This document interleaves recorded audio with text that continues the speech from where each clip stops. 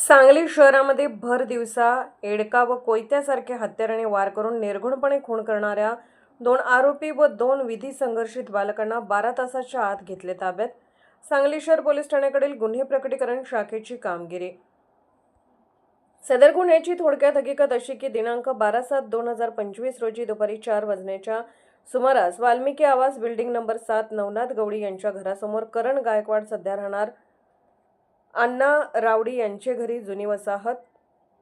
Timber area Sangli व त्यांचे अनोळखी 3 साथीदार यांनी आपसात संगनमत करून 6 महिन्यापूर्वी झालेल्या वादाच्या कारणातून फिर्यादीचा भाऊ सौरभ बापू कांबळे वय 20 वर्ष राहणार वाल्मिकी आवास सांगली याचे डोक्यावर, मानेवर, पायावर, गळ्यावर यांचे जवळील एडका व कोयत्यासारख्या धारदार हत्याराने वार करून निर्घृणपणे खून करून तेथून पळून गेले. सदर गुन्ह्याचे गांभीर्य ओळखून आरोपींचा शोध घेऊन त्यांना तात्काळ अटक करण्याचे